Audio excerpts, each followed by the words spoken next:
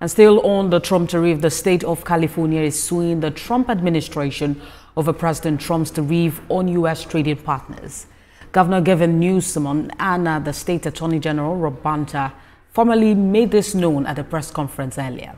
California is arguing that the International Emergency Economic Powers Act, which President Trump cited to impose tariffs, does not grant him the authority to enact tariffs without congressional approval on goods imported to the United States.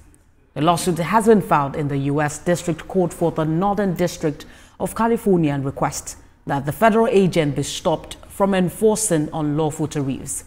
Now, with this filing, California has officially become the first state to legally challenge the Trump administration over its sweeping tariffs. Governor Newsom says the tariffs have already cost California billions of dollars.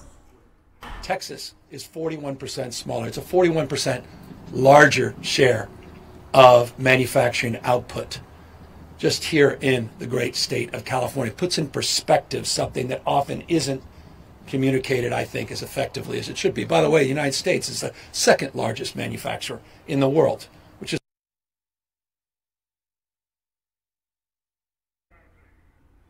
And in another twist, President Donald Trump has threatened to sack the chairman of the U.S. Federal Reserve, Jerome Powell, calling for not cutting interest rates quickly enough. His comments come one day after the central bank chief delivered a stark warning about the effect of Trump's sweeping tariffs on the economy, saying they're significantly larger than anticipated and unlike anything seen in modern history. Early Thursday morning, Donald Trump lashed out at the Federal Reserve leader in a social media post saying the U.S. Central Bank is lagging behind its European counterpart. The European Central Bank shortly after announced it is cutting interest rates for the seventh time in the past year. President Trump reacted by saying Mr. Jerome Powell is always too late and wrong.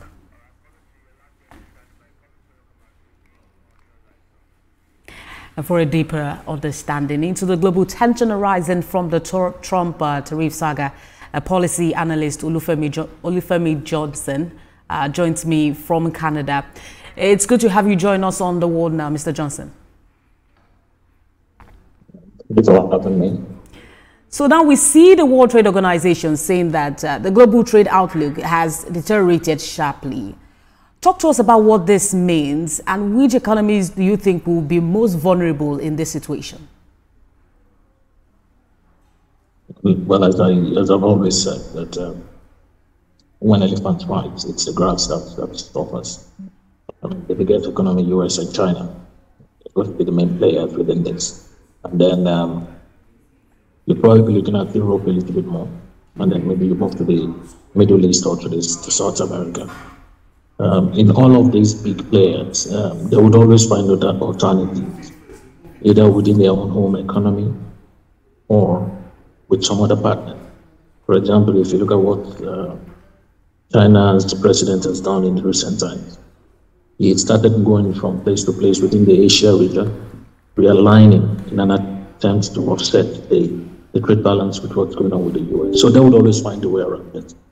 So those that would suffer would be those of us that do small business, like those of us from Africa, and those from the other countries where they're not particularly globally politically strong. But in all of this, because the global economy is thoroughly interwoven, everybody's related to everyone. What you would find is that if this goes on, just as Okonjo-Iweala had suggested, we may start to see a dip in global trade, which may cause recession, starting from the smaller countries, and ultimately also affect the bigger ones.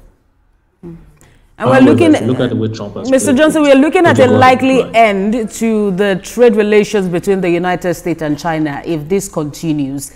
Because China now faces up to 245% tariffs on import to the U.S. as a result of this retaliation.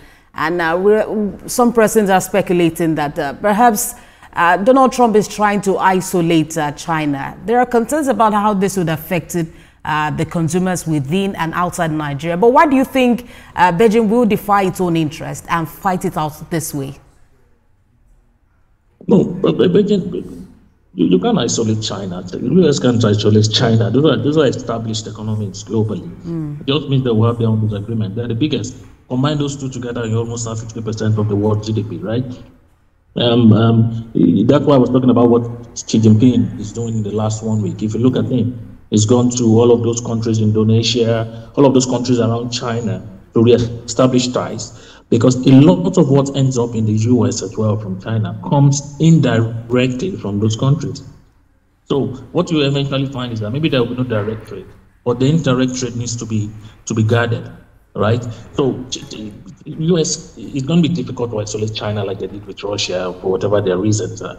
Well, China plays strongly in the US economy, just like the US plays in the China economy. They are just both going to go into recession.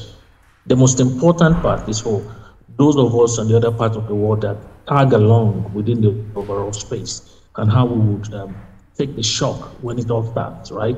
Because a lot of our small businesses, even from Nigeria, have interest, not interest, but benefit from all of this global trade as well.